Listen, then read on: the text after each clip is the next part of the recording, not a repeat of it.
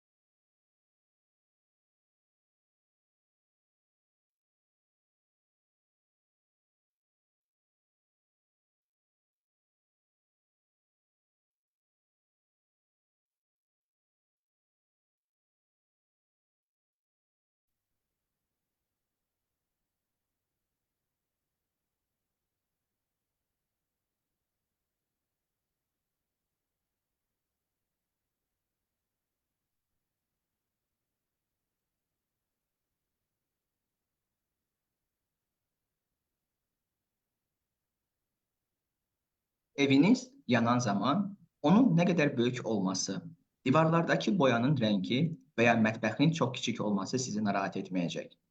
Siz yalnız yanğını söndürməyə çalışacaqsınız. Təhsil evimiz yanır. Bugünkü qonağımız UNICEF-in baş ofisinin təhsil və yeniyetmələrin inkişafı üzrə direktoru cənab Robert Jenkis'in həmməlifi olduğu məqalədə belə deyilir. Bəs təhsil evimizi yanğından necə xilas edəcəyik? Yeni çağırışlarda və bu və digər suallara cavab tapacağıq. When your house burns down, you won't worry about how big it is.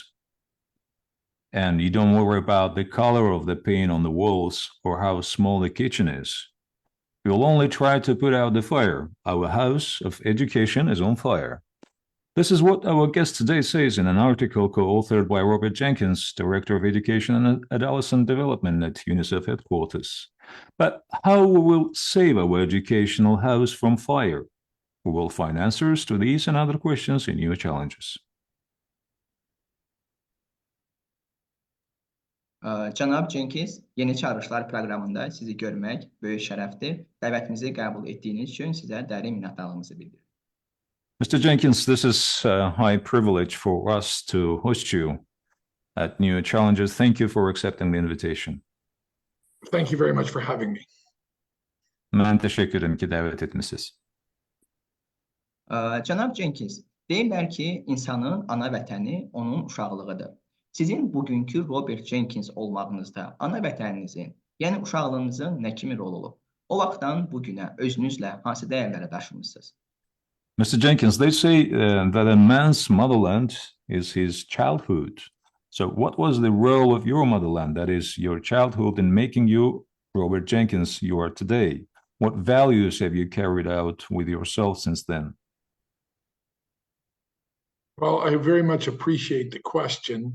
And indeed, I agree. I think the way one grows up and their opportunities to engage in their schooling and learning does indeed have a lifelong impact.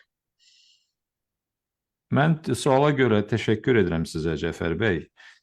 Bilirsinizmi, həqiqətən də insanın həddi buluğa çatması, onun necə böyüməsi, onun məktəblə və öyrənməklə bağlı qazandığı fürsətlər onun həyatına sonradan təsir edən amillərdir. I think that's why it's ever more important that we enable every child around the world to fully realize their potential by enabling them to learn throughout on their learning journey. So indeed, they can have the same opportunities that I've had and we've all had. Bilirsinizmi, uşaqların mənim zamanımda əldə etdiyim fürsətlərdən və sizin, bizlərin əldə etdiyimiz fürsətlərdən yararlanması üçün bundan da daha önəmlisi odur ki, dünyadakı hər bir uşaq öz potensialını tam mənada həyata keçirsin, gerçəkləşdirsin və bu öyrənmə səyahətini tam olaraq qət edə bilsin. I grew up in a small village in the middle of Ontario, which is a province in Canada. And my mother was a teacher, And I think that was my first appreciation or exposure to the importance of education, which I have held throughout my throughout my life and in my current job as the Global Director of Education for UNICEF. Bilirsinizmi, mən həyatım boyunca, hal-hazırki vəzifəmdə də UNICEF-in qlobal təhsil üzrə direktor səviyyəsinə, yəni çatana qədər də həyatım boyunca özümlə daşıdığım məhz mənim o keçmişdə qazandığım təhsil imkanı olubdur ki, mənim anam müəllimə olubdur. Bu da öz təsirini göstəribdir. Həmçinin də mən Kanadada Ontario vilayətinin mərkəzində yerləşən kiçik bir kənddə dünyaya gəlmişəm və burada təhsil almışam. I appreciated from a very early time in my schooling the importance of education, and I think that was instilled by both my parents and my broader family. And I realized and very much appreciated the emphasis that my parents placed on my education. And that was throughout my basic education, high school, but then on to university in a variety of different countries. And now when I return back to the where I grew up, I can see and reflect back on how important indeed it was for in a sense, for a partnership to be instilled between my parents, schools, and the child themselves. And with that partnership and with that shared vision of enabling every child to learn, which is what indeed my parents very much instilled and emphasized and invested in, it has instilled that appreciation for learning and education that has now led me into working in the education sector. Mən uşaq ikən anamın və atamın, valideynlərimin və daha geniş mənada ailəmin yaratdığı fürsət və həmçinin də onların təhsili önəmsəməsi mənim sonradan həyatıma çox böyük təsir göstərmişdir. Təhsilin və öyrənmənin nə dərəcədə əhəmiyyətli olduğunu mən elə ailəmdən ilk öncədə, valideynlərimdən hiss etmişəm. Sonradan mən orta təhsilimi və ali təhsilimi müxtəlif ölkələrdə, müxtəlif təhsil ocaqlarında gerçəkləşdirdikcə bu yola davam etdim. Sonradan yenidən qaydanda, vətənimə qaydanda bir daha həqiqətən də valideynlərlə, ailə ilə, uşaq və həmçinin məktəb arasında olan o tərəfdaşlığın nə dərəcədə önəmli olduğunu başa düşdüm ki, bunlar, yəni həm valideynlər, həm məktəb, həmçinin də uşaq ortaq bir baxışı paylaşırlar. Ortaq baxışın da təməl prinsipi məhz öyrənmə və təhsil imkanlarının erkən yaşlardan təmin olunmasıdır. And now I've had the privilege of serving with UNICEF for nearly 29 years in Asia, in South Asia and Southeast Asia, in a variety of different countries in Africa and in the Middle East.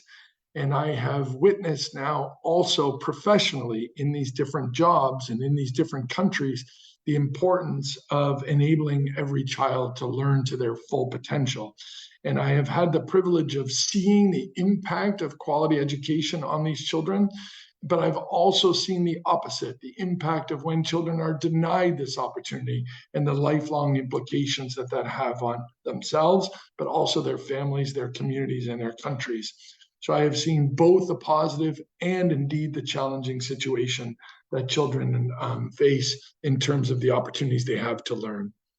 Səfər bəy, bilirsinizmi, mən təqribən 29 ildir ki, UNICEF-də çalışmaqdayım və bu vəzifədə, bu sahədə, müxtəlif qitələrdə, Asiyada, Cənubi Asiyada, Cənubi Şərq Asiyada, Afrika qitəsində, Yaxın Şərqdə müxtəlif vəzifələrdə çalışmışam və vəzifəm və gördüyüm iş etibarilə də çox yaxşı başa düşürəm ki, uşaqların tam potensialının gerçəkləşdirilməsi, onların təhsil alıb öyrənməsi olduqca önəmlidir. Və keyfiyyətli təhsil bir nə qədər özü ilə müsbət təsirlər gətirirsə, istər uşaqlar üçün fərdi olaraq, istər cəmiyyət üçün, icmalar üçün, ölkə üçün bunun olmaması bir o qədər də mənfi təsirlər ortaya qoymuş olur. So to wrap up, Indeed, I feel on a day-to-day basis in my current position and throughout my career in UNICEF was very much influenced by the high priority my parents and my schooling, my community had placed on education growing up. Sualınıza cavabı yekunlaşdırarkən, xülasə edərkən bir daha vurğulamaq istəyirəm ki, həqiqətən də UNICEF-də indiki vəzifəm etibarilə, həyata keçirdiyi müxtəlif rollar etibarilə də mən bir daha mənim valideynlərimin, təhsil aldığım təhsil ocaqlarının, məktəbin, həmçinin də müəllimlərin təhsilin önəmsəməsinin nə dərəcədə mənim formalaşmağımda önəmli olduğunu bir daha başa düşmüş oluram. Cənab Cenkins, təşəkkür edirik ətraflı məlumat üçün. Siz qeyd etdiniz ki, təhsilin əsas məqsədlərindən biri öyrənənlərin, yəni şagirdlərin öz potensiallarını reallaşdırmağa köməklik etməkdir. Məncə siz bu baxımdan da şanslı hesab edilə bilərsiniz, elədirmi? Thank you, Mr. Jenkins, for your comprehensive response. As you mentioned, getting children to realize their potential to the full extent is one of the key directions. And I believe to that extent, you must be considered as a blessed person who actually have that opportunity and can influence, in making sure that the children have the access to realize their full potential. I think that's true. And I think we're working day and night, all of us in UNICEF, but also in partnerships with many different organizations and governments around the world to ensure that every child has that same opportunity. Bəli, Cəfər bəy, bu elədir və biz UNICEF-də gecə və gündüz usanmadan tərəfdaşlarla, yəni müxtəlif təşkilatlarla, hökumətlərlə bunun üçün çalışırıq. Cənab Cenkins, son zamanlar tez-tez öyrənmə böhranı ifadəsinə rast gəlirik. Qeyd olunur ki, dünya öyrənmə böhranı ilə üz-üzədir. UNICEF-in məlumatına görə dünyadakı uşaqların təxminən 2/3 sadə bir cümləni başa düşmür. Öyrənmə böhranı nədir? Ümumiyyətlə, bunun qaynağı nədir? Bu böhrandan necə xilas ola bilərik? Mr. Jenkins, recently we often come across the expression learning crisis, and it is noted that the world is facing a learning crisis. And according to UNICEF, about 2/3 of the world's children do not understand a simple sentence. So what is the source of the learning crisis, and how do we go about it? How can we get out of this crisis? Well, that is indeed the case. We are experiencing a global learning crisis. And I know the word crisis is often overused. It's used in many contexts, but we're using it on purpose in this case to try and communicate indeed the extent of the emergency that we are currently facing. 2 out of 3 children globally cannot read and understand a simple text by the time they reach their 10th birthday, and that indeed is just one indicator of the global learning crisis we are currently experiencing. Bəli, həqiqətən Cəfər bəy, təəssüf ki, bu qlobal öyrənmə böhranı, bu tez-tez istifadə olunan kəlmə, böhran kəlməsi, amma əslində biz məqsədyönlü şəkildə böhran kəlməsindən istifadə edirik, çünki bu vəziyyətə dəlalət edir. Təəssüf ki, vəziyyət fövqəladə şəkil almışdır və 10 yaşına qədər 3 uşaqdan ikisi qlobal miqyasda götürsək, sadə cümləni belə anlaya bilmir. Taking one step back and thinking just slightly longer term, we have had an amazing success story in education globally, including more children currently enrolled in school than ever before. So more children today are coming in to classrooms globally than we've ever seen before, including near parity, meaning the same number of or percentage of boys and girls studying in schools. The challenge is, what are they studying and how effective are they studying? And that's what leads me to conclude, or leads UNICEF to conclude, that indeed we are experiencing a global learning crisis. It's not that children are not attending school, although that still is a challenge in many countries. But when you're thinking globally, the key issue now is enabling all children to actually learn, including the important stage of learning to read and write and basic maths by the age of 10. Cəfər bəy, bilirsinizmi, burada söhbət böhran deyərkən nədən gedir? Bir tərəfdən irəliləyiş də var.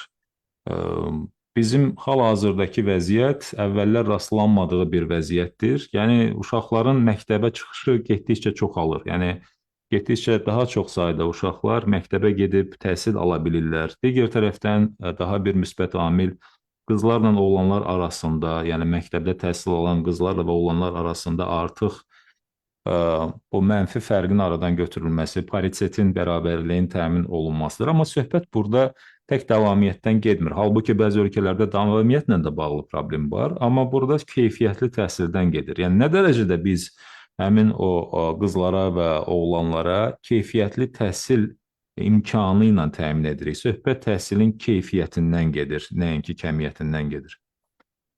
And it's very important to recognize that while that's an average statistic, meaning 2 out of 3 children globally cannot read and understand simple text by the time they are 10, it's very important for us to zero in and recognize that the disparities are increasing, meaning the difference between some children and other children is growing, and that really depends on links to the quality of education that they have access to. Increasingly, we're seeing those children with access to quality education and the challenges that marginalized children are facing without access to quality education, and that divide is growing. Təhsilin keyfiyyəti deyəndə Cəfər bəy, cənab Cenkins bundan öncə də qeyd etdiyi bir məqamı da mən qeyd edim. Həmçinin keyfiyyətli təhsil deyəndə burada oxu ilə yanaşı, yazı və oxu ilə yanaşı, həmçinin də riyazi bacarıqlardan söhbət gedir ilkin mərhələdə və sonraki mərhələlərdə keyfiyyətli təhsildən gedir. Və biz deyəndə ki, orta hesabla 10 yaşına kimi 3 uşaqdan ikisi adi, yəni cümləni oxuya bilmir, onu anlaya bilmir. Digər tərəfdən burada bərabərsizlik keyfiyyətli təhsil təminatındadır. Yəni, bir qism uşaqların keyfiyyətli təhsil imkanları var. Bu zaman digər uşaqların bu keyfiyyətli təhsildən faydalanmaq imkanı yoxdur və bunların arasındakı o məsafə uçurum xarakter alır. And the learning crisis was exacerbated or increased during the time when schools were closed in reaction to the COVID epidemic. And the overall learning crisis was exacerbated, but also the disparities increased, meaning marginalized children were further affected by school closures. And marginalized children are, in general, they share common characteristics. They tend to be girls have been affected more than boys by the learning crisis. Poorer children that learn in a language that their mother tongue is a language that is not offered in the school system. Children living in remote locations. These are common care and children. Very importantly, children affected by crisis, humanitarian crises, whether that be conflict or disasters or other impact of climate change.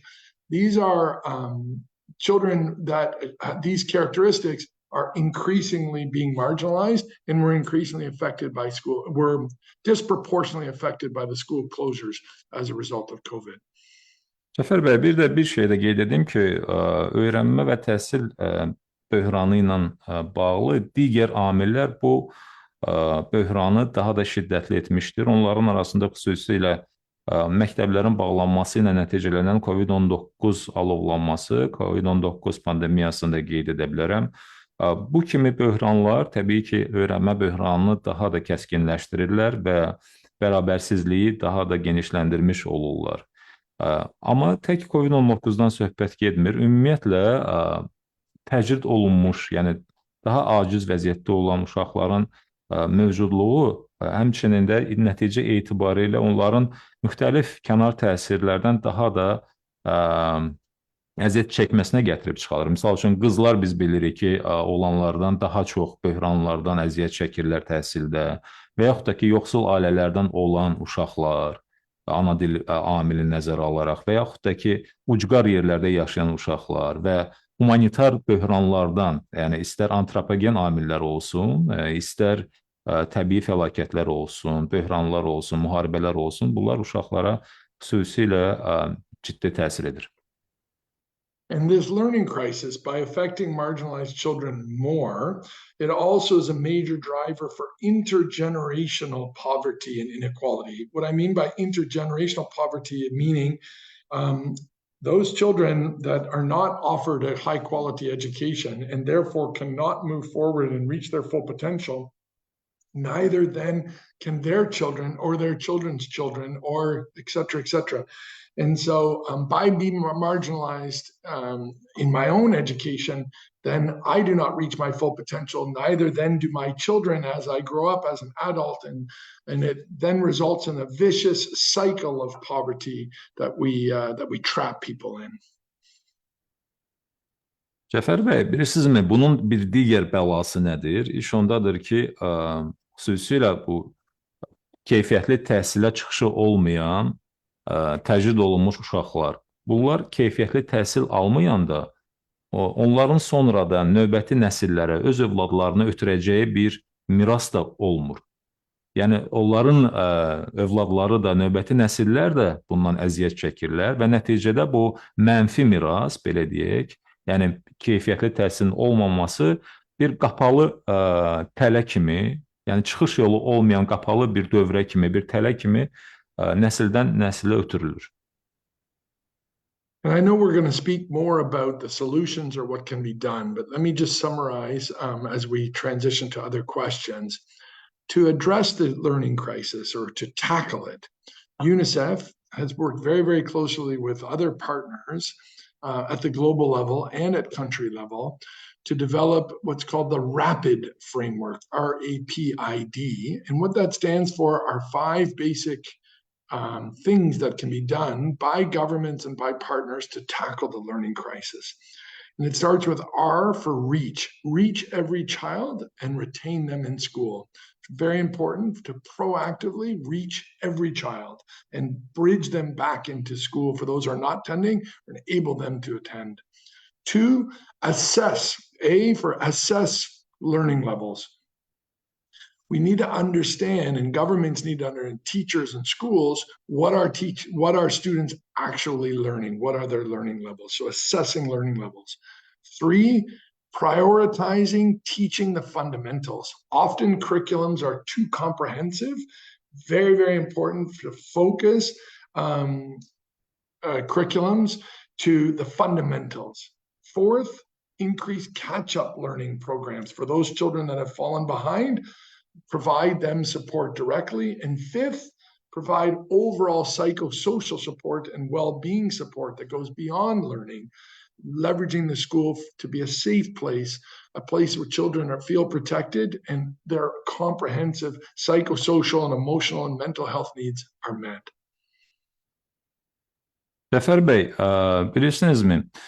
Burada həmçinin bir sualın cavabını yekunlaşdırıram. Çünki təbii ki, siz soruşacaqsınız ki, bu çıxış yolları nədən ibarətdir bu qlobal böhranda və bu mənada UNICEF tərəfdaşları ilə birlikdə RAPID deyilən bir çərçivəni hazırlamışdır. RAPID ingilis dilində özü söz olmaqla yanaşı sürətli mənasını verir. Həmçinin də 5 sözdən ibarət o baş hərflərin toplusudur. Burada söhbət nədən gedir? A hərfi, ingilis dilindəki R hərfi, bu xüsusilə təcrid olunmuş uşaqların əhatələnməsi, onların da təhsilə cəlb olunması və təhsildə qalmasını təmin etməkdən ibarət olan tədbirlərdir. Yəni, hər bir uşağın, həmçinin də və xüsusilə də təcrid olunmuş uşaqların məktəbdə saxlanılması, onların məktəbdə təhsil almaq imkanları ilə təmin olunması, çatımlığın təmin olunmasıdır. E hərfi bu əsas sözündəndir, yəni qiymətləndirmə sözündəndir. Bu müxtəlif səviyyələrdə uşaqların həqiqətən də nəyi və necə öyrəndiyini qiymətləndirməkdir ki, əmin olaq ki, onlar o lazım olan biliyi mənimsəyirlərmi? Ardınca P hərfi prioritizing, yəni burada əsas fundamental məsələlərin prioritetləşdirilməsidir. Çünki kurikulumlar, bilirsiniz, zamanımızda çox həcmlidir.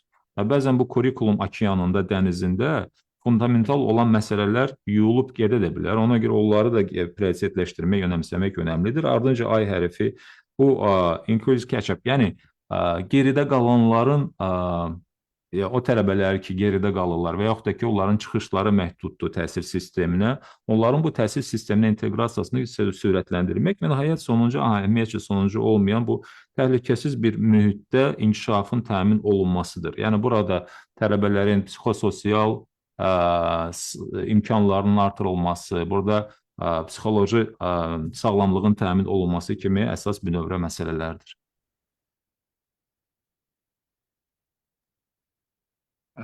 Cənab Cenkins, az öncə belə bir suala diqqət çəkdiniz. Biz nə dərəcədə keyfiyyətli təhsil veririk? Bu suala cavab olaraq bir sıra dünya mütəxəssisləri etiraf edirlər ki, təhsil sistemləri uşaqları iflasa uğradır. Belə bir fikrin əsasları nədir? Yəni, niyə belə qənaətə gəlinib ki, təhsil sistemləri uşaqları iflasa uğradır? Ümumiyyətlə, təhsil sistemləri bütün dünyada şagirdləri necə daha yaxşı dəstəkləyə bilərlər? Mr. Jenkins, in your statement just now, you mentioned about the importance of the quality education. Having that said, a number of world experts, they admit that the education system are failing children, ultimately. So what is the basis of this idea? And generally speaking, how can education better support students around the world? National education systems need to ensure that all children, particularly girls, go to school and stay in school. This includes by promoting the value of learning, providing incentives or addressing barriers to school attendance to understand why some children are not attending, but enabling them to attend, addressing those barriers, including with incentives and social protection support. Also need to address gender stereotypes regarding access to education, recognizing that particularly as in older age groups, girls are often marginalized and face specific barriers that need to be addressed.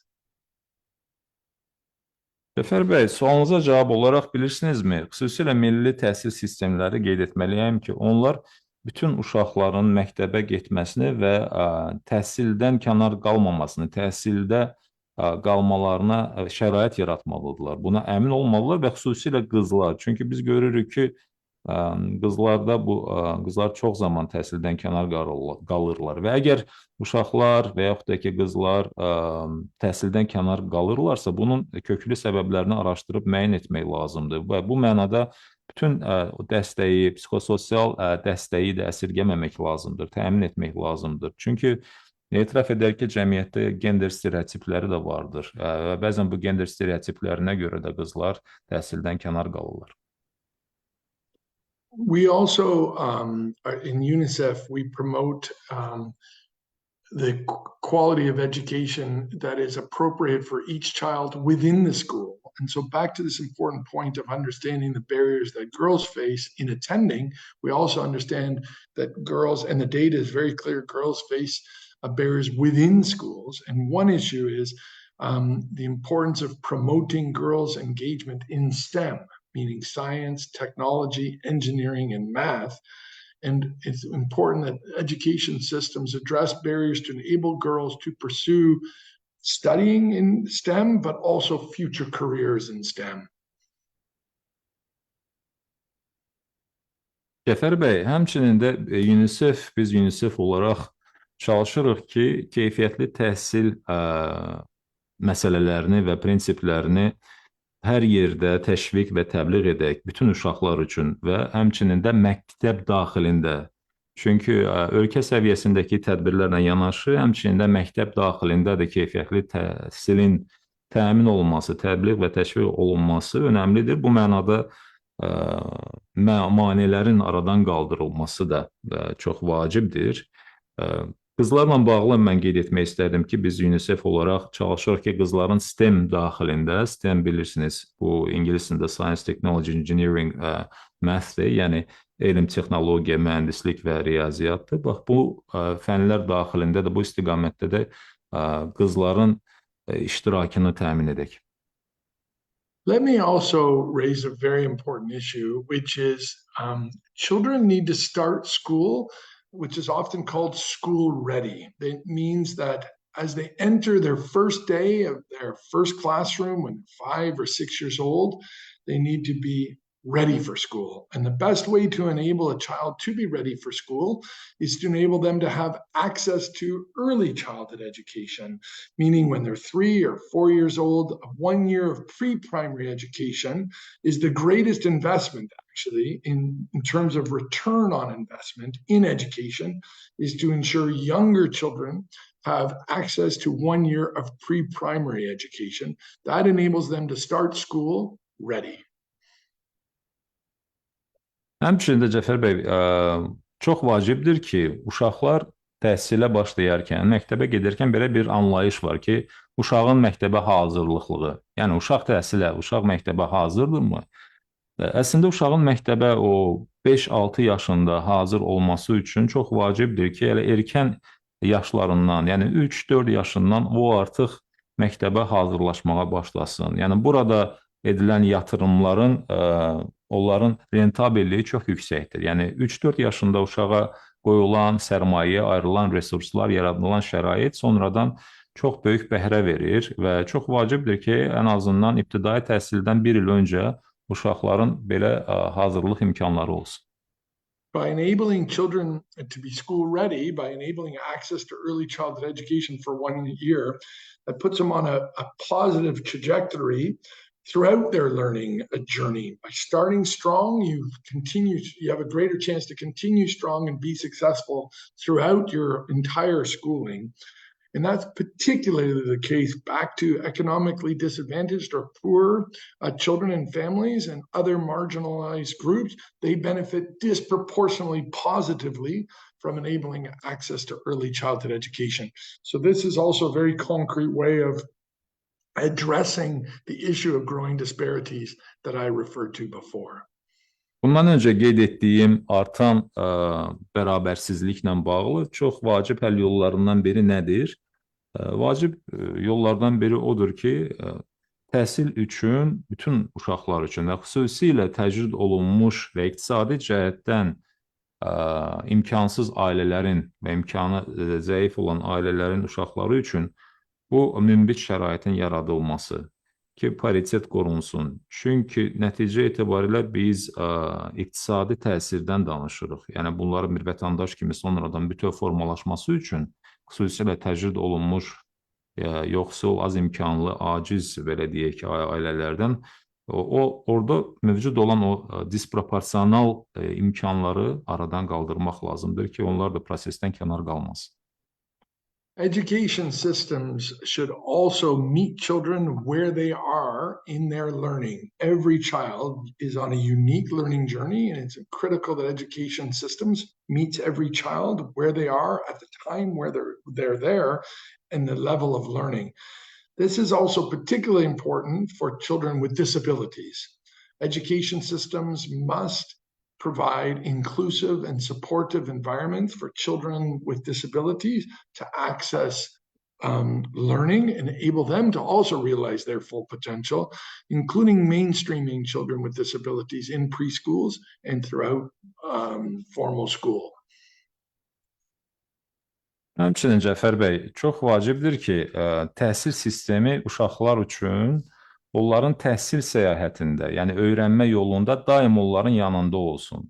Hansı səviyyədə olmasından asılı olmayaraq, təhsil sistemi uşaq yönümlü olmalıdır. Və xüsusilə əlilliyi olan uşaqlar, xüsusilə sağlamlıq imkanları məhdud olan uşaqlar üçün inklüziv bir təhsil mühitinin, çatımlı imkanların yaradılması və həmçinin də əlilliyi olan uşaqlara, sağlamlıq imkanları məhdud olan uşaqların ümumi təhsil sisteminə inteqrasiyasının, ora qatılmasının, iştirakının təmin olunması ən vacib məsələlərdəndir. Hopefully these are the key characteristics. I've been clear on the key characteristics of what makes up a good school system and what indeed will enable all children to realize their full potential. Yəni, bütün bu dediklərim uşaqların tam potensialının gerçəkləşdirilməsi və yaxşı məktəb mühitinin yaradılmasının əsas xarakterik cəhətləridir, amilləridir. Cənab Cenkins, təşəkkür edirik ətraflı məlumatlar üçün. Siz həmmərifə olduğunuz məqalələrdə təhsildə uğurun müəllim və şagird arasındakı keyfiyyətli qarşılıqlı əlaqədən asılı olduğunu qeyd etmisiniz. Sinifdə bu mübadiləni qurmaq və təkmilləşdirmək üçün təklifləriniz nədir? Thank you very much, Mr. Jenkins, for your informative responses. In the articles you co-authored, you mentioned that success in education depends on the quality interaction between teacher and student. So what are your suggestions for building and improving this exchange in the classroom? Indeed, it does. The quality interaction or the quality of the relationship and interaction between teachers and students is absolutely a primary indicator to the quality of the overall education system and the potential for children to be successful in school. Həqiqətən belədir, Cəfər bəy. Mən sizə deyim ki, müəllim heyəti ilə tələbə heyəti, müəllimlə tələbə arasında olan o qarşılıqlı əlaqənin keyfiyyəti sonradan bütövlüklə bütün öyrənmə və təhsil prosesini ağuşuna alan, ona təsir edən çox vacib bir indikator, göstəricidir. And teachers need to be sufficiently supported. That means remunerated sufficiently, but also provided the tools and the wherewithal and ongoing support for them to be successful. And that indeed is a challenge in many countries around the world. Amma eyni zamanda da, Cəfər bəy, qeyd etməliyəm ki, müəllimlərə də dəstəyə ehtiyac var. Müəllimlər bir tərəfdən lazımınca məvacib almalıdırlar, digər tərəfdən onların tədris boyunca, yəni karyeraları və fəaliyyətləri boyunca yanlarında mütləq olaraq köməkçi vasitələr, alətlər olmalıdır ki, tədris prosesində həmin alətlərdən istifadə etsinlər. This includes the academic skills that required to teach to effectively manage the content of the curriculum, but also, importantly, the social and gender sensitivity skills and being able to nurture a care and nurturing relationship in the classroom that enables all children to feel safe and engaged. So it's not only what is taught and understanding the content, but how is very important as well.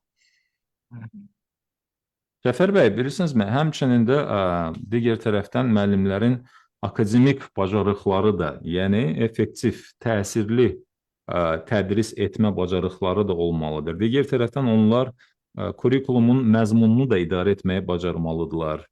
Həmçinin bunlarla yanaşı gender baxımından həssas davranmalıdırlar. Sosial bacarıqları olmalıdır. Onlar münasibətləri düzgün şəkildə məcraya salmalıdırlar. Bu münasibətləri qurmağı, bəsləmələri bacarmalıdırlar. Təhlükəsiz və eyni zamanda da iştirak yönümlü bir mühit yaratmalıdırlar. Odur ki, bax, bütün bu cəhətlərin formalaşması üçün də müəllimlərə dəstək lazımdır. Yəni, burada nəyin deyil, həmçinin də necə tədris olunması vacibdir. Effective teachers and effective classrooms more generally are those that promote an engaging learning environment that is interactive, it's participatory, and it's activity-based. And we see that around the world, those teachers that are supported to enable such a pedagogical practices or such a way of interacting with students are those education systems that are more effective. Yəni, Cəfər bəy, effektiv tədris çox vacibdir. Effektiv tədris və üstəgəl effektiv şəkildə sinifdəki o mühitin formalaşması məhz iştirak xarakterli bir mühit yaratmalıdır. Yəni, sinifin, tələbələrin, şagirdlərin iştirakını təmin etməlidir. Fəaliyyət əsasında olmalıdır. Qarşılıqlı işbirliyi əsasında olmalıdır. Məhz bütün bax, bu bacarıqları mənimsəyən və sərgiləyən müəllimlərin olan o ölkələrdə biz o pedaqoji cəhətdən, yəni bax, bu təcrübələrin formalaşdığı ölkələrdə biz təhsil və öyrənmə sisteminin nə dərəcədə faydalı olduğunu şahidiyik. It's also critical, and I've mentioned a few times so far in our conversation, that teachers reach children, each individual child, at their learning level, teaching at the right level. Often children at the same age, some can be still trying to understand and learn their letters, others words, others sentences, others can write full paragraphs, all at the same age in the same classroom. And so it's critical that teachers have the skills, but also the support to reach each child at their learning level and enable that child to continue along their learning journey at that level.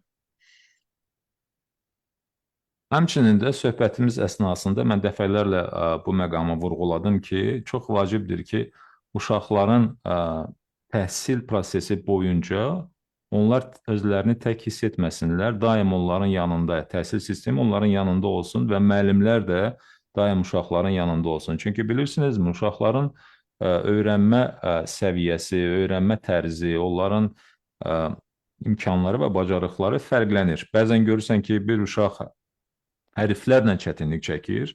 Bu zaman digər uşaq artıq sözləri mənimsəyir, amma digər uşaq artıq cümlənin mənasını anlayır və daha bir uşaq isə paragrafları oxuyur rahat şəkildə. Odur ki, hər bir uşağa fərdi yanaşma olmalıdır və bu yanaşmanı sərgiləmək üçün, praktiki cəhətdən tətbiq etmək üçün müəllimlərin həm bacarıqları olmalıdır, həmçinin də bu bacarıqlarla yanaşı müəllimlərin dəstəyi olmalıdır. So in summary, my suggestions for improving classroom practices are enabling teachers to be sufficiently trained and supported and remunerated, enabling them to interact with students and create a positive, interactive learning environment, enable them to reach comprehensive needs of the child from their academic needs, but also their psychosocial needs, mental health, and a sense of protection. And also critically important is to enable teaching to meet each child at their learning level. Sualınıza cavabın yekununda xülasə olaraq qeyd etmək istərdim ki, sinif öyrənmə mühitinin, şəraitinin yaxşılaşdırılması üçün çox vacib olan müəllim amilidir. Müəllim üçün, yenə də qeyd etdiyim kimi, dəstək olmalıdır, müəllimin lazımınca məvacibi təmin olunmalıdır, yəni onun maliyyə dəstəyi təmin olunmalıdır, təlimi olmalıdır, müəllim lazımi alətlərlə təmin olunmalıdır ki, lazım olan o müsbət, pozitiv öyrənmə mühitini təmin etsin və eyni zamanda da şagirdlərin ətraflı ehtiyacları qarşılansın. Çünki uşaqların, şagirdlərin akademik ehtiyaclarına yanaşı həmçində psixososial ehtiyacları vardır. Onlar özünü güvənli və təhlükəsiz bir mühitdə hiss etməlidirlər. Hörmətli izləyicilər, yeri gəlmişkən daha çox insanın faydalanması üçün Yeni Çağırışlar proqramını öz həmkarlarınızla paylaşmağı zəhmət olmasa unutmayın. Cənab Cenkins, proqramın başlanğıcında qeyd etdiniz ki, sizin ananız da müəllim olub və bu baxımdan sizin müəllim ehtiyaclarını daha yaxşı başa düşdüyünüz qənaətinə gəlmək olar. Siz təhsili təkmilləşdirməyin yollarından bəhs edərkən müəllimlərin səlahiyyətini və motivasiyasının artırılmasına diqqət çəkmişsiniz. Müəllimlərin səlahiyyəti və motivasiyası necə inkişaf etdirilə bilər? Daha nələrə əlavə etmək istərdiniz? Mr. Jenkins, thank you for very engaging, very interesting responses. In the beginning of our conversation, you mentioned about your parents, specifically your mother being a teacher. So I believe that was value added in positioning you to better understand the sense and value of a teacher, the need for the teacher. So just to follow up, when talking about the ways to improve education, you also paid attention to increasing the authority and motivation of teachers. So, Mr. Jenkins, what would you recommend to develop the authority and motivation of teachers? Well, it's very important that we all, as parents, those of community leaders, governments, and those of us working at the global level need to recognize teachers are absolutely critical drivers of a student's learning. Currently, globally, in many education systems, teachers are not sufficiently supported. So it has to begin with a recognition of what a central role teachers play in a child's learning journey and overall in society as a whole. Tamamilə doğrudur Cəfər bəy. Çünki müəllimlər hər bir uşağın öyrənmə yolunda və ümumiyyətlə cəmiyyətin inkişaf yolunda mərkəzi rola sahibdirlər və biz istər valideyn olaraq, istər icma rəhbərləri olaraq, istər vəzifədə və təhsil sistemində müəyyən rola sahib olan insanlar olaraq mütləq olaraq müəllimin mərkəzi rolunu tanımalı və onu dəstəkləmək. Çünki müəllim həlledici amildir, həlledici qüvvədir. Bu təhsil sisteminin uğurla təşəkkül tapması üçün və hər tərəfli şəkildə dəstəklənməlidir. When teachers are sufficiently supported and empowered and able to be well prepared, indeed, they can be the driver for the transformation that education systems are undertaking at the moment. Və Cəfər bəy, bir də şey də qeyd edeyim ki, hal-hazırda təhsil sistemində transformasiya baş verir və əgər müəllim lazımınca dəstək alsa, lazımınca səlahiyyətləndirilsə və lazımınca dəstəklə yanaşı təlim görsə, öz bacarıqlarını artıra bilsə, o zaman da bu transformasiya prosesində itkin düşməyəcəkdir və bu prosesə öz əlavə dəyərini qatacaqdır. And we need to collectively, UNICEF working closely with partners and governments and around the world, need to ensure that, for one, we need to promote teachers' well-being. Two, we need to ensure adequate and positive working conditions. Three, we need to ensure high-quality teacher professional development and professional opportunities so teachers can continue to be on their own professional journey. And ultimately now, increasingly, we need to ensure that they have the latest skills and tools, including technology, digital schools and digital tools, to enable them to also, in a sense, maximize their potential to enable children to have the best learning environment possible. Və həmçinin də qeyd etmək istərdim ki, xüsusilə UNICEF tərəfdaşlarla, hökumətlə birlikdə, müxtəlif dövlətlərin hökumətlərlə birlikdə çalışır ki, məhz müəllimlərə olan dəstəyi təbliğ və təşviq etsin, müəllimlər tam mənada lazımi dəstəyi görsünlər. İstər onların rifahı olsun, güzəranı olsun, istər onların iş şəraitinin adekvat şəkildə təşkil olunması, istərsə onların peşə inkişafı, təlimlənmə baxımından, ixtisas artırma baxımından imkanlarla təmin olunmasıdır. Çünki müəllim də yol qət edir. Bir nə qədər tələbə təhsil yolunun yolçusudursa, müəllim də bir o qədər tədris yolunun yolçusudur. Bu yolda səylərini göstərir və nəhayət dördüncü bir şey də qeyd edim.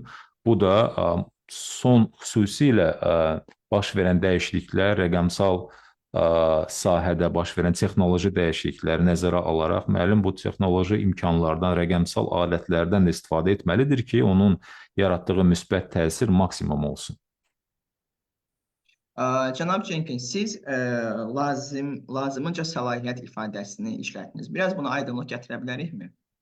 Yəni, mənim lazımınca səlahiyyət dedikdə nə nəzərdə tutulur? Mr. Jenkins, when you say the teachers must be appropriately authorized, they have to be empowered, what do you specifically imply? Well, I think it's important that teachers are sufficiently supported. Again, they have the tools to deliver the curriculum and to engage with students as we've described. And I think because it's important for a teacher to reach each child where they are in their learning, but also in each context, they need to be able to make those decisions within the classroom on how effectively the curriculum can be delivered to enable each child to be successful. Cəfər bəy, iş ondadır ki, müəllimin gərək kifayət qədər səlahiyyəti olsun ki, o kurikulum əsasında məktəbdə, sinifdə lazımi qərarlar versin. Effektiv şəkildə tədris etmək üçün, təsirli və səmərəli şəkildə tədris etmək üçün, hər bir uşağı əhatə etmək üçün, heç kimin kənarda qalmaması üçün öyrənmə prosesindən, həmçinin də sinifdə təhlükəsiz bir mühit yaratmaq üçün, müxtəlif alətlərdən faydalanmaq üçün müəllimdə gərək o səlahiyyət də olsun ki, o kurikulum çərçivəsində müəyyən düzəlişlər, müəyyən yeniliklər, müəyyən addımlar ata bilsin. Cənab Cenkins, UNICEF-in tədqiqatı uşaqların psixoloji sağlamlığının və rifahının yaşlaşdırılmasının vacibliyini də vurğulayır. Müəllimlər, şagirdlərin rifahını, onların psixoloji sağlamlığını necə daha yaxşı dəstəkləyə bilərlər? Thank you, Mr. Jenkins. UNICEF's research highlights the importance of improving children's psychological, mental health and well-being. So how do you think can teachers better support students' well-being and mental health? It's an absolutely critical issue.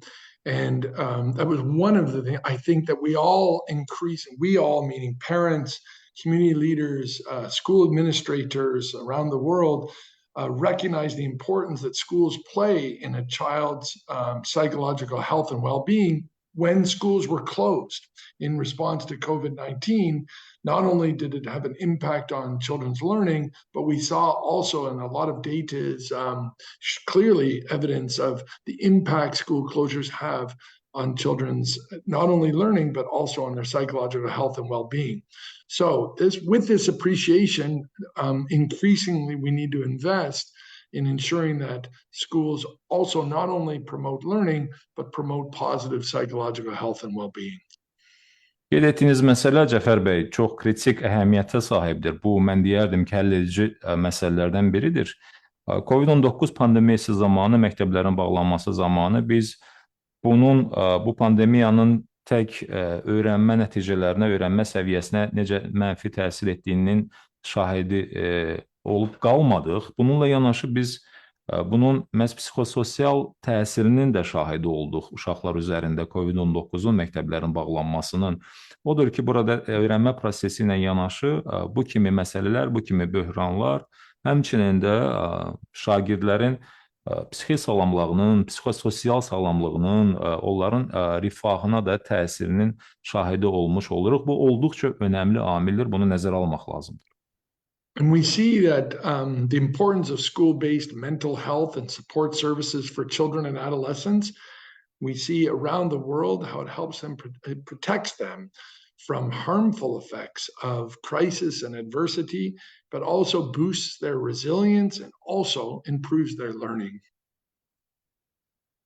Biz dünyanın müxtəlif yerlərində bunun şahidi oluruq ki, məktəb əsaslı, yəni təməli məktəbdə olan, məktəb şəraitində həmçinin uşaqlara göstərilən psixoloji xidmətlər, onların psixososial sağlamlığının təmin olunması üçün görülən xidmətlərin çox müsbət təsiri var. Həm böhranın təsirlərinin öhdəsindən gəlmək üçün, yəni onun uşaqlar üzərində olan təsirinin aradan qaldırılması, yumşaldılması üçün.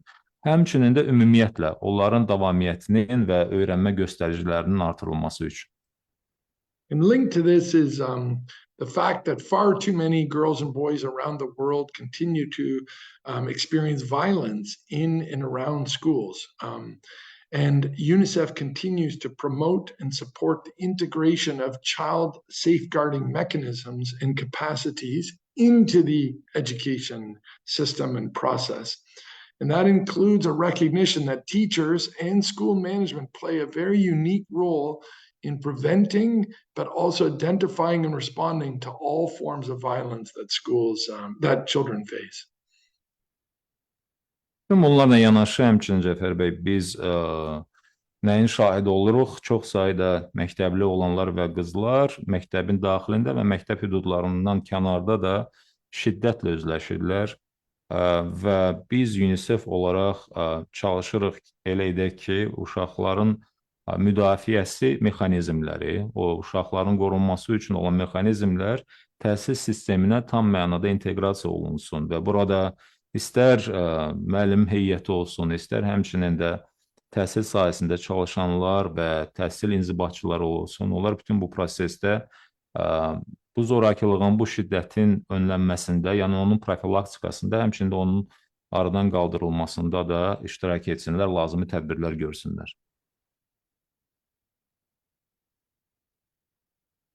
Cənab Cenkins, çox sağ olun. Ən təcric olunmuş uşaqların gələcəyin daha yaxşı təhsil verəni, liderləri və müəllimləri olmasına necə kömək edə bilərik? Thank you, Mr. Jenkins, for sharing UNICEF's experience. And how do you think can we help the most marginalized children to become the leaders and teachers of tomorrow? Well, let me again come back to the very important role that early childhood education, that means at least 1 year of organized learning before children start school at the age of 4 or 5, enabling them to start learning in an early childhood education center, how important that is. Cəfər bəy, sualınıza cavab vermədən öncə bir daha səsləndirdiyim fikrə qayıtmaq istərdim. uşaqların məktəbə qədər olan o təhsil, yəni məktəbə hazırlıq mərhələsində 4-5 yaşında, 4-5 yaşına hələ çatmamış, ən azından bir il məktəbə qədər o mərhələdə hazırlıqda iştirak etməsi, o mərhələdə onların təhsil alması, hazırlıq görməsi olduqca önəmlidir. Enabling every child to have access to early childhood education results in them being put on a positive trajectory as they enter school and throughout their school life. It's the greatest return on investment in the education sector is enabling all children to have access to early childhood education. Erkən yaşlarda uşaqların təhsil imkanlarının təmin olunması, sonradan bütün təhsil trayektoriyasında, yəni onların bütün o təhsil marşrutunda, yolunda, məsafəsində, onların bu təhsil səfərində, həyat səfərində çox müsbət təsir əmələ gətirir. Və mən sizə deyim ki, bu mərhələdə sərf olunan resursların rentabelliyi, yəni onların geri qayıtma əmsalı ən yüksək əmsaldır. And then there's the very important issue of skills, enabling children during their learning journey to acquire the skills that they need to be successful as they transition from the skill to work or learning to work transition. Millions of children and young people are not currently around the world are not currently developing the skills they need to make that transition into work and break out of poverty. Və bir şey də mən qeyd edim sizə, Cəfər bəy, bu da birbaşa olaraq uşaqların sonradan iş fəaliyyətlərində tətbiq edə biləcəyi o bacarıqlara yiyələnməsidir. Yəni, uşaqlar üçün biz öyrənmə və təhsil mühiti yaradarkən mütləq perspektivi düşünməliyik. Onlarda o bacarıqları formalaşdırmalıyıq, o biliyi verməliyik ki, onlar sonradan onu öz iş fəaliyyətlərində tətbiq etsinlər. Milyonlarla uşaqlar təəssüf ki, o bacarıqlardan kənar qalırlar və təbii ki, uşaqların sonradan həyatları boyunca tətbiq edilməsi lazım olan o iş bacarıqlarına yiyələnməməsi, bu həmçində yoxsulluq deməkdir. Çünki onlar o keyfiyyətli bacarıqlara yiyələnmirlər və əmək bazarında lazımsız olurlar. And the skills I'm referring to are the foundational skills that we've already talked about, reading, writing, math, but also transferable skills, or sometimes called 21st century skills, problem solving, communication, interacting with others, etc. They're transferable because they're appropriate and necessary regardless of which job that a child or transitions into in adulthood. So we have foundational skills, transferable skills, digital skills, critically important today and will increasingly be so. Also, job-specific skills and green skills. All of these buckets of skills children need to be enabled to acquire as they throughout their learning journey to enable them to successfully transition to adulthood. Uşaqların sonradan uğurla böyük həyatına qədəm qoyması üçün, böyük həyatı ki, orada bir digər bacarıqlarla yanaşı, həmçinin də iş bacarıqları, yəni əmək bacarıqları da tələb olunur. O bacarıqlara yiyələnmək üçün təməl bacarıqlarla yanaşı ki, mən onları qeyd etdim, yəni oxu, yazı və həmçinin də riyaziyyat bacarıqları ilə, təməl bacarıqlarla yanaşı, həmçinin də ötürülə bilən və yaxud da ki, onun bir digər adı 21-ci əsr bacarıqlarıdır. Ki, bunlar arasında problemləri həll etməkdir, kritik düşüncədir, eyni zamanda kommunikasiyadır, digər şəxslərlə qarşılıqlı əlaqənin yaradılması və s. və ilaxirdir. Bu bacarıqlarla hələ yanı sıra, bunlarla da yanaşı, həmçinin də rəqəmsal bacarıqlar artıq gündəmdədir. Artıq bunlar da aktualdır. Rəqəmsal bacarıqlara da yiyələnməlidirlər. Bununla yanaşı hələ konkret ixtisas sahəsində olan bacarıqlardır. Yəni seçəcəkləri peşə və üzrə, yəni bu istiqamətdə də bacarıqlara yiyələnməlidirlər. Bunlardan ziyadə, bunlardan əlavə hələ yaşıl bacarıqlar da, yaşıl iqtisadiyyat bildiyiniz kimi gündəmdədir. Və bu yaşıl bacarıqları da yiyələnməlidirlər. Yəni bütün bu spektrdə olan bacarıqları biz uşaqlara çatımlı etməliyik ki, onlar onlara yiyələnsinlər və gələcəkdə oyundan kənar qalmasınlar, yəni həyatdan kənar qalmasınlar. Çox vacib çağırışlarınız üçün dərin təşəkkürümüzü bildiririk, cənab Cenkins. Sizin də qeyd etdiyiniz kimi, uşaqların təhsil hüququna fəlakətlər və digər böhranlar mənfi təsir edir, onların təhsil hüququnu təhlükə altında qoyur. Təhsil fövqəladə hallara necə daha yaxşı hazır ola bilər? Nə əlavə etmək istərdiniz? Thank you so much, Mr. Jenkins, for your insightful, very interesting ideas. By the way, children's right to education is adversely affected, as you mentioned, by disasters, by shocks, by other crises, and putting their right to education at risk. So how can education be better prepared in terms of resilience for emergencies? Well, the scale of this challenge is phenomenal. We have 1 billion children currently living in countries with extreme vulnerability to the impacts of climate change. Cəfər bəy, baxın, yəni bunun miqyası olduqca böyükdür. Yəni zamanımızda təsəvvür edin ki, bu fenomenal bir miqyas alıbdır. 1 milyard uşaq iqlim dəyişikliyinin yaratdığı o çox kəskin bir şəraitdə yaşamaqdadırlar. Yəni iqlim dəyişikliyinin yaratdığı o ölkələrdə yaşamaqdadırlar. Every year, 40 million children around the world have their education disrupted because of disasters that have been exacerbated by climate change. And this number continues to increase, meaning the trend is very, very worrying on the impact climate change is having on children's learning. Daha bir statistik rəqəmi diqqətinizə çatdırım.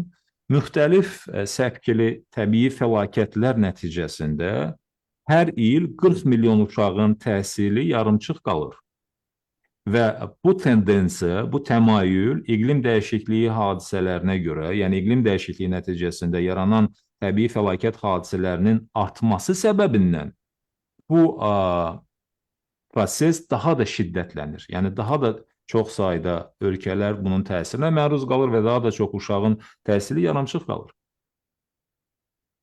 So therefore, action is needed to climate-proof, if you like, education systems, education sector, but also to provide children with the climate education and the green skills I mentioned before.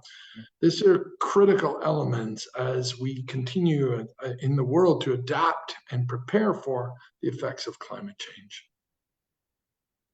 Odur ki, iqlim dəyişikliyinin təsirlərinə hazır olmaq üçün bir tərəfdən təhsil sistemi özü iqlim dəyişikliyinə əsaslanan, iqlim dəyişikliyi məlumatlarına əsaslanan bir təhsil sisteminə çevrilməlidir. Digər tərəfdən isə biz uşaqlara bu bacarıqları aşılamalıyıq. Yəni söhbət məhz yaşıl, bundan öncə qeyd etdiyim kimi, o yaşıl bacarıqlardan gedir. İqlim dəyişikliyi ilə bağlı olan, ətraf mühitlə bağlı olan o kritik bacarıqlardan gedir ki, uşaqlar indidən o bacarıqlara yiyələnməlidirlər ki, sonradan iqlim dəyişikliyinin yaratdığı təsirlərə hazır olsunlar. In summary, climate change needs to be incorporated into the curriculum, into what happens in the classroom and enables children to learn about climate change and what they can do. 2, schools need to be made more resilient to the impact of climate change. And 3, schools can be a platform to enable children to act at the community level, but also at the national and global level to become involved in this discussion, to engage in it, and to work all together collectively to address climate change. Odur ki, Cəfər bəy, mən yekunlaşdırım cavabımı. Mən düşünürəm ki, iqlim dəyişikliyi ilə bağlı olaraq, mütləq olaraq kurikulumda bu məsələlər öz əksini tapmalıdır. Yəni, kurikulum iqlim dəyişikliyi problemini özündə ehtiva etməlidir. İkinci, məktəblər iqlim dəyişikliyinə qarşı məktəblərdə müəyyən bir dayanıqlılıq, müəyyən bir müqavimət bacarığı formalaşmalıdır və həmçinin də uşaqlar bu sahədə biliklə təmin olunmalıdırlar, uşaqlar bu sahədə təlim görməlidirlər və eyni zamanda da mən düşünürəm ki, məktəb özü bir iqlim dəyişikliyinə cavab platformasına çevrilməlidir. Həm icma səviyyəsində, həm qonşuluq icma səviyyəsində, həmçində milli və hətta daha geniş qlobal miqyasda məktəb iqlim dəyişikliklərinə reaksiya baxımından bir platformaya çevrilməlidir. Cənab Cenkins, çox sağ olun, bir daha dəyərli fikirləriniz üçün sizə minnətdarlığımızı bildiririk. Əgər siz yeni bir məktəb yaratsaydınız, bu məktəbin digərlərindən əsas fərqi nə olardı? Mr. Jenkins, thank you so much for very interesting questions, which are leading us to the next question. If you were to create yourself a new school, what would be the main difference between this school and the current schools? Well, a new school would be skill-based. It's back to what we were talking about before, enable children to learn the skills that they require to be successful in adulthood. It would be dynamic and engaging. It would be holistic, meaning it would meet the needs of children beyond just their learning, but psychosocial, mental health needs, etc. And it would be inclusive. It would enable all children, marginalized, advantaged, and otherwise, to participate and learn to their full potential. Bu məktəb, mənim yazacağım məktəb birinci bacarıqlar əsasında məktəb olacaqdır və həmçinin də orada, həmin məktəbdə uşaqların ehtiyac duyduğu və sonradan onların böyüyərkən, böyüklük həddi bulluq çağında onlara lazım olacaq bacarıqlar uşaqlara aşılanardı və eyni zamanda da qeyd etmək istərdim ki, bu məktəb dinamik və iştirak yönümlü bir məktəb olacaqdır. Qarşılıqlı əlaqə, qarşılıqlı iştirakla xarakterizə olunacaqdır. Bununla yanaşı məktəb kompleksli bir məktəb olacaqdır. Nə mənada? Uşaqların bütün ehtiyacları, onların psixososial ehtiyacları, akademik ehtiyacları, fiziki ehtiyacları, onların əminaman bir mühitdə formalaşması üçün olan ehtiyaclar hamısı nəzərə alınacaqdır və nəhayət sonuncu, amma əhəmiyyətcə sonuncu olmayan bu da inklüziv bir şəraitin yaranması. Yəni məktəblər bütün uşaqlar üçün, istər təcrid olunmuş, aciz və yaxud da ki, aşağı təminatlı ailələr olsun, istər sağlamlıq imkanları məhdud olan uşaqlar üçün çatımlı olacaqdır, inklüziv olacaqdır. İnşallah belə bir məktəbdə təhsil almaq uşaqlara nəsib olar. Və təhsil sahəsindəki qlobal təcrübənizə əsaslanaraq təhsil sahəsində çalışan şəxslərə sadəcə bir məsləhət versəydiniz, bu nə olardı, cənab Cenkins? Inshallah, such school will become a reality and the children will have access to that school. And based on your global experience, Mr. Jenkins, in education, if you could give just one piece of advice to those working in education, what would it be? It would be to recognize each child's needs are unique, both their learning needs, but also their broader psychosocial mental health needs, etc. And education system, schools need to meet each child where they are and meet their comprehensive needs to enable them to realize their full potential.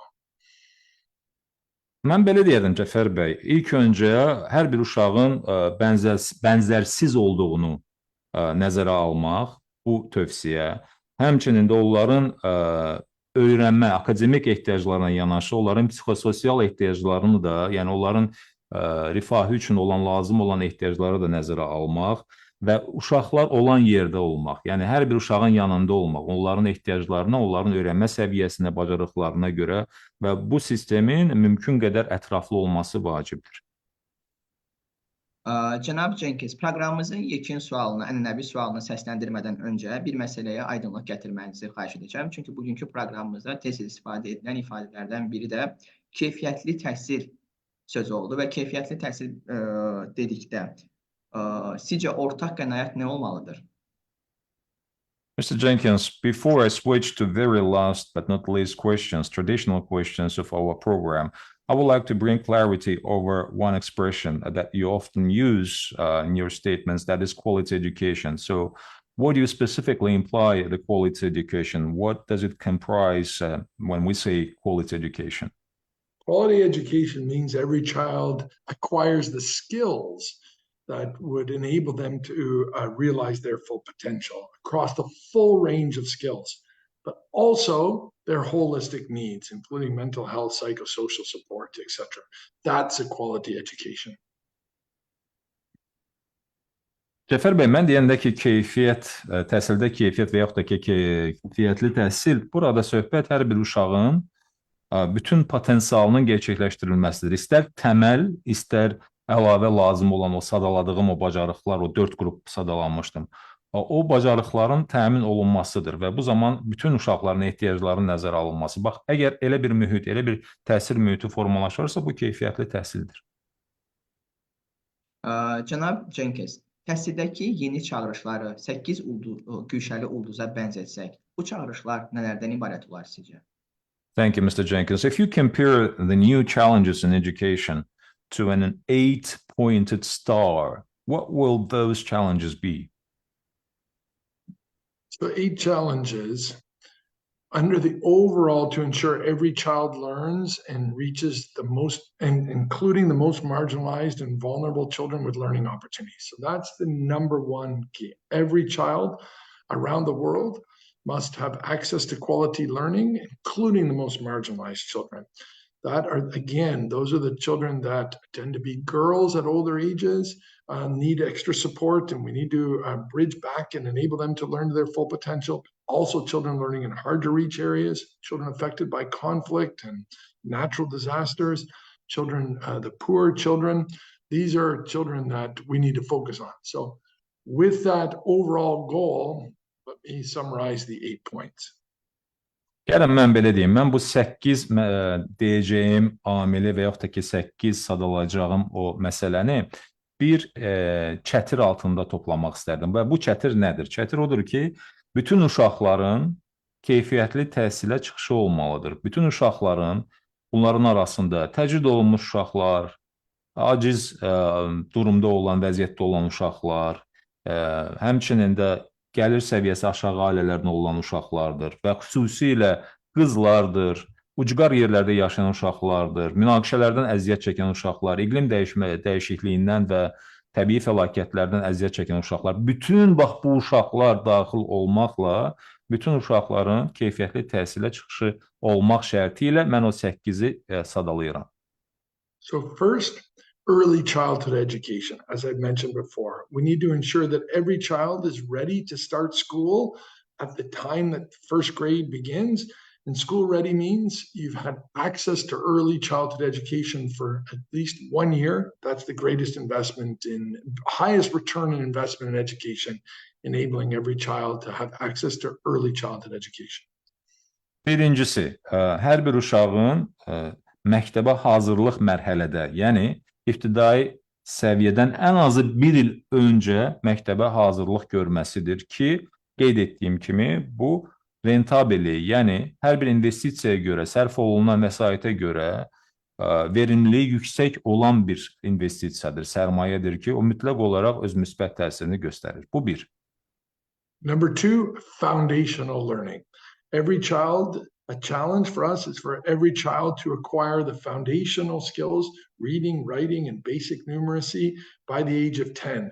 And that's a simple way to understand that is transitioning from learning to read to reading to learn, meaning having those foundational skills to be successful as you transition through school.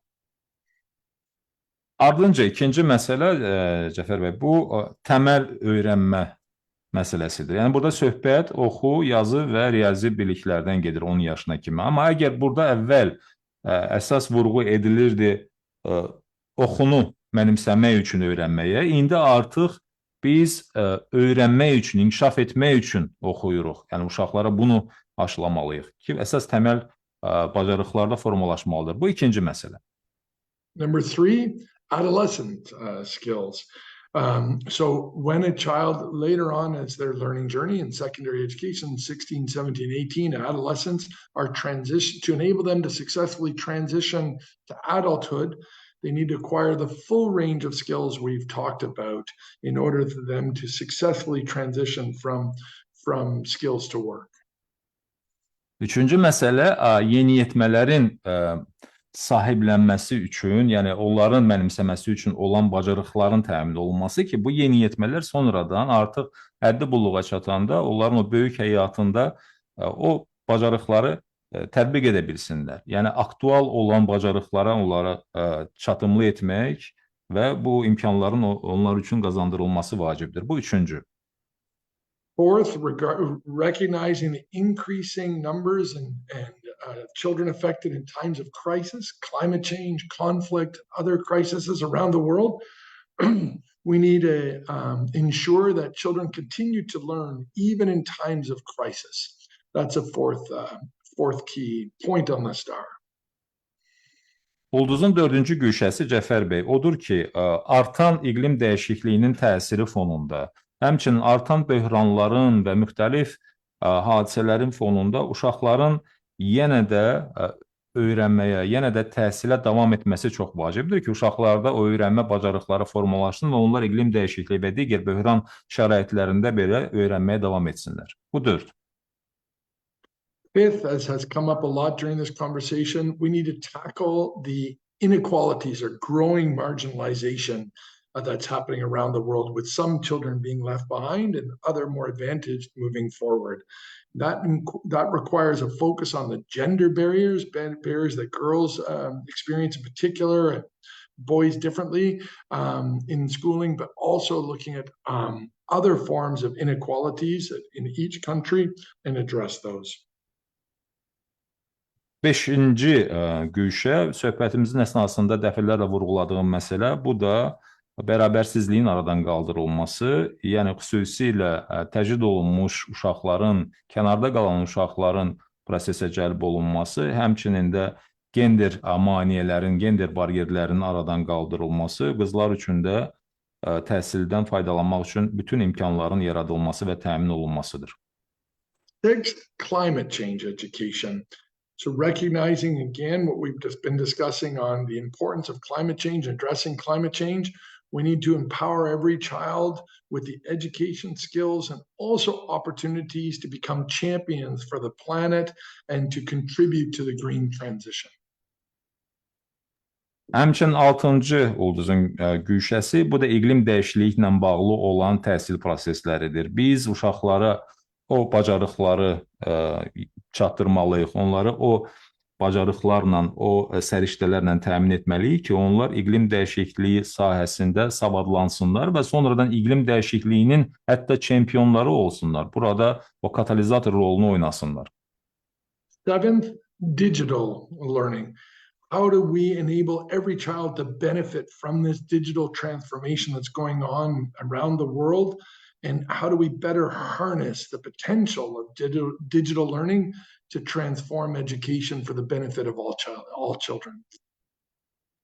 6-dan sonra 7-ci güşə bu rəqəmsal öyrənmədir. Biz yenə də elə etməliyik ki, uşaqlar sözün əsl mənasında rəqəmsal transformasiyadan bəhrələnsinlər və sonradan biz o rəqəmsal texnologiyaları, uşaqların mənimsədiyi o rəqəmsal bacarıqları təhsilin inkişafı istiqamətində daha da geniş və məqsədyönlü şəkildə tətbiq edə bilək. Eighth and final is the importance of resources or financing. We need to ensure sufficient public resources for education to enable this vision that we've been discussing during this conversation. We recognize around the world financing of education continues to be a challenge. We need to recognize how critical children's learning plays in their own lives, but also their families, their communities, countries. It needs to be adequately financed. So that's my 8th challenge: ensure adequate financing for education at the global level, but in every country, every community, and every household. Və nəhayət 8-ci, ulduzun 8-ci güşəsi, bu da resurslardır, maliyyədir və xüsusilə təhsil istiqamətində təhsil təyinatlı büdcədən maliyyələrin ayrılmasıdır, dövlət maliyyəsinin ayrılmasıdır ki, bizim o vizyonumuz, yəni bizim o baxışımız reallığa keçsin, bütün o sadaladığımız, bütün o dediklərimiz real olsun.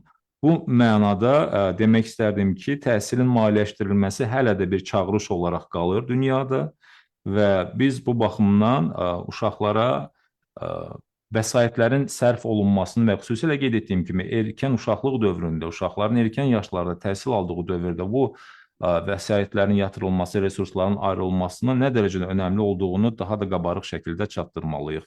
Beləliklə, sizin sualınıza cavab olaraq təhsildə çağırışların o 8 güşəsi əsas bu məsələləri özündə ihtiva edir. Cənab Cenkins, çox dəyərli informasiyalarınız üçün, zəngin təcrübənizi bizimlə paylaşdığınız üçün çox təşəkkür edirik sizə. Və bugün qardaş Türkiyədə müəllimlər günüdür. Belə fürsətdən istifadə edərək daha təhsilli gələcək üçün çalışan dəyərli müəllimlərimizi və sizi təbrik edirik və bol enerji arzulayırıq. Bugünkü söhbət bizim üçün çox böyük zövq verici oldu. Ümid edirəm ki, sizin üçün də belə idi. Mr. Jenkins, thank you so much for your wealthy, very rich and extensive experience that you kindly shared with us, responding to our questions patiently. And today is the Teachers' Day in the brother Turkey, Republic of Turkey. So we would like to use the opportunity to congratulate all the peers, all the colleagues, all the educationalists in the brother Turkey and also around the world. Well, thank you. Thanks again, Jaffer, for this opportunity. I really appreciated our discussion. And let me also thank the interpreter, Martin, for his resilience throughout this. So thanks again, and I greatly appreciate your interest in education. Cəfər bəy, mən öz növbəmdə təşəkkür edirəm və sizin təhsilə verdiyiniz önəmi xüsusilə dəstəkləyirəm və həmçində bizim tərcüməçiyə də dayanıqlılığa görə və xidmətlərinə görə təşəkkür etmək istərdim Mətin bəyə. Cənab Cenkins, proqramımızın ənənəsinə sadiq qalaraq yekunda bir çağırışı səsləndirmək istəyirik və Mətin müəllimə biz də dərin təşəkkürümüzü bildiririk. Mr. Jenkins, we would like you to bear a few more minutes with us as we are going to traditionally share the final touch, the final story of our program. So thank you for staying with us. Əziz və hörmətli yeni çağırışlar. Bir gün bir padşah yuxuda görür ki, bütün dişləri tökülüb. Yuxusunu yozmaq üçün münəccimi yanına çağırır. Münəccim deyir ki, sizin bütün qohumlar sizdən əvvəl öləcək. Bunu eşidən padşah həmin adamı qovur. Padşah daha sonra vəzirini çağırır. Vəzir isə yuxunu belə yozur.